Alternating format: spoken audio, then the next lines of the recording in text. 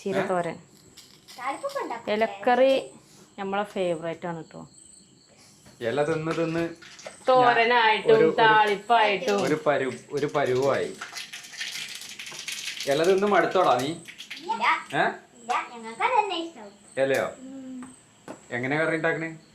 ഇതാ കടുകിട്ട് പൊട്ടിച്ചു. ഇത് കണ്ടോ എന്റെ തവി?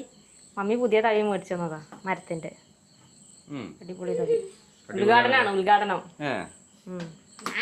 അപ്പൊ കടുക് പൊട്ടിച്ചു. ഇതാണ്ട് ഇടാട്ടോ. ഈ തണ്ടൊക്കെ കനം കുറച്ച് നൈസായിട്ട് അരിഞ്ഞിട്ടുണ്ട് കേട്ടോ. അതന്നെ ഇറക്കിക്കോ. കരിയുണ്ടോ? ഇല്ലേ, തീ കുറച്ചു. തീ കുറക്കണ എങ്ങനെയാ? തീ ഇങ്ങോട്ട് വലിച്ചാൽ മതി. വേണമെങ്കിൽ ഒരു കമ്പുറത്ത് ഇപ്പുറത്ത് അടുപ്പിലോട്ട് വെച്ചാൽ മതി. ഇതാകുമ്പോ ഇവർക്ക് സുഖമാണ്, കൈ കൊള്ളൊന്നുമില്ലല്ലോ. എന്നിട്ട് അതിനുള്ള തേങ്ങ എല്ലാം ചതച്ച് വെച്ചിട്ടുണ്ട് കേട്ടോ. ഇതിനകത്ത് തേങ്ങയും ചുമന്നുള്ളി, കാന്താരി, ഉപ്പ്, മഞ്ഞൾപ്പൊടി. ഉപ്പ് ഞാൻ അതിനകത്ത് ഇടേണ്ട ആവശ്യമില്ല, ഇതിനകത്ത് ഇട്ടു. ഇല്ല, ഇത് ഞാൻ അതിനകത്തോട്ട് ഇടാൻ പോകും. എന്നിട്ട് നിറച്ച് വെക്കണം. ഞാൻ വഞ്ഞി ഇങ്ങോട്ടേക്ക് കൈ എടുത്ത് നീ ഇട്ടങ്ങോട്ട് ഇടുക.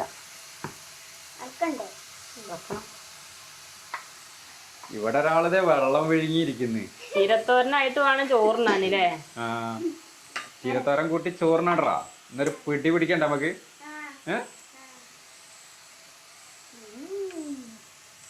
അരകല്ലിൽ അരച്ചാ മതിയായിരുന്നു.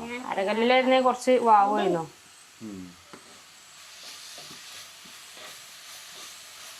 നല്ല ചുമന്ന കളറായില്ലേ തേങ്ങ?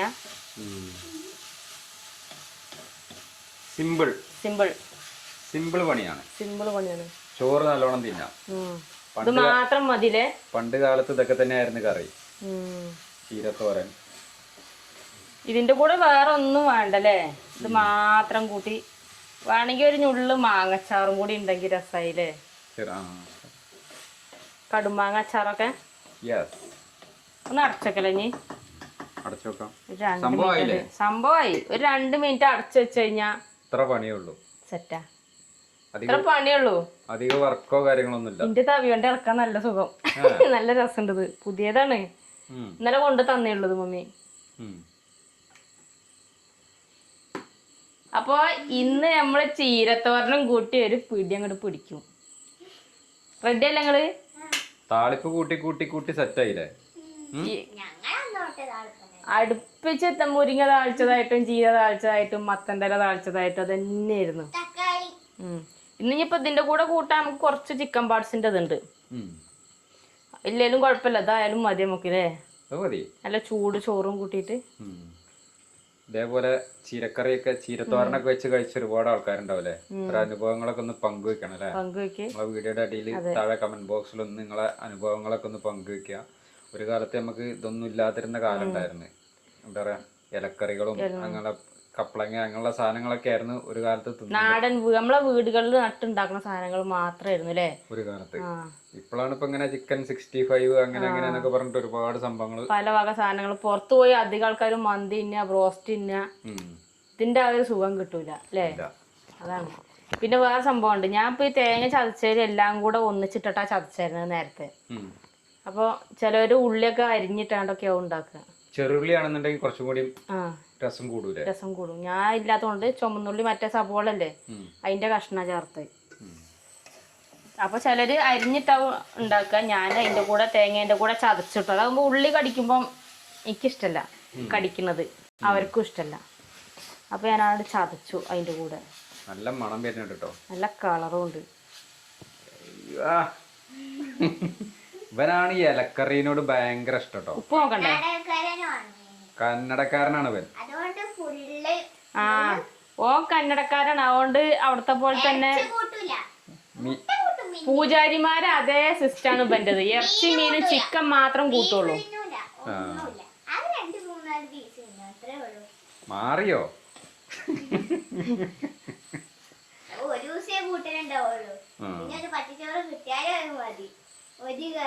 ഇനി ഒന്ന് ഉപ്പ് നോക്കിയാണ് നിങ്ങള്.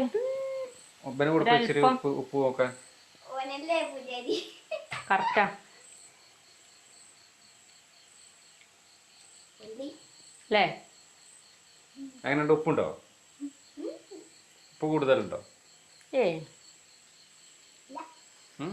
കറക്റ്റാ. ഒരു പ്ലേറ്റ് ചോറിനണം. ഒരല്പം ചേട്ടായും കഴിച്ചു നോക്ക്. വാവല്ലേ? അടിപൊളിയാ.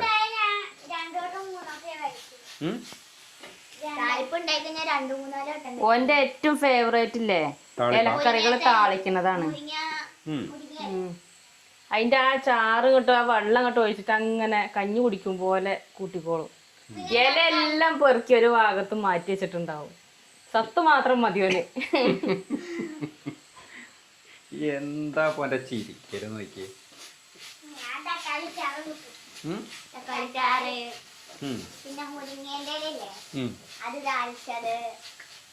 നമ്മളെ ഈ നാട്ടിലത്തെ മെയിൻ കറി പറഞ്ഞ താളിപ്പാണ്. താളിപ്പ് മലപ്പുറംകാര സ്പെഷ്യലാണ് ഈ താളിപ്പ് പറയുന്ന സാധനം. അത് വേറെ എവിടേക്കില്ല. കണ്ണൂർക്കും കാസർഗോഡ്ക്കും വേറെ എവിടേക്കില്ല. ഇവിടുന്ന് വിട്ട ഇവിടുന്ന് പോയോലെ അവിടെ ചെന്ന് ഉണ്ടാക്കാന്നല്ലാതെ അവിടെ ഉള്ളവർക്കൊന്നും അറിയില്ലത്. അവിടൊക്കെ ഈ പുളിവെള്ളം ഉണ്ടാക്കും. ഈ തോരല്ലേ, തോരച്ചാറ് വാങ്ങുക, പുളിവെള്ളം ആക്കുക, പുളി ഒഴിഞ്ഞ് അങ്ങനത്തെ ഒക്കെ.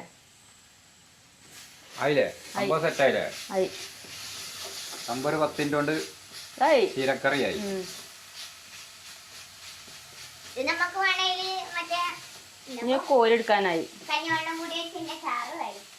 പക്ഷെ ഇതിലൊഴിക്കാൻ പറ്റൂല. ഇതിൽ നമ്മള് തേങ്ങ ഇട്ടില്ലേ തോരനാക്കാനല്ലോ. ചിക്കനൊക്കെ മാറി നിക്കും. ഇത് ചീര 65 ആക്കാം നമുക്കില്ലേ, ചീരത്തോരൻ. അപ്പൊ ഏതായാലും സംഭവം റെഡി ആയിന് കേട്ടോ. ഇതൊരു പാത്രത്തേക്ക് കോരി എടുക്കണം.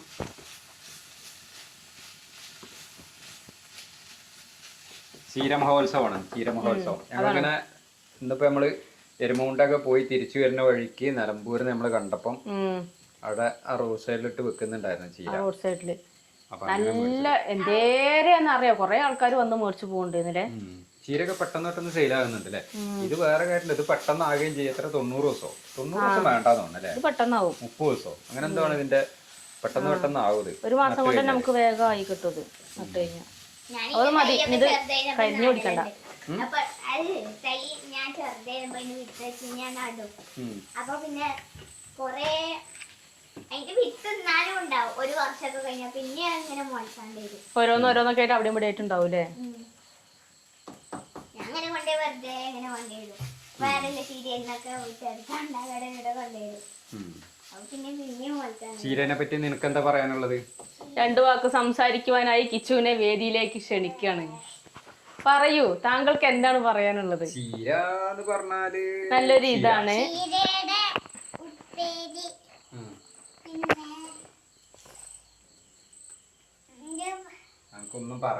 എനിക്കൊന്നും പറയാനില്ല. ചീര എന്ന് പറഞ്ഞാല് അത് നല്ലൊരു രുചിയുള്ളൊരു ഇതാണ് അല്ലേ, ഇലയാണ്. അപ്പം നമുക്ക് കോരിയെടുക്കല്ലേ? കോരിയെടുക്കാം, ചോറെടുക്കാം, കഴിക്കാം.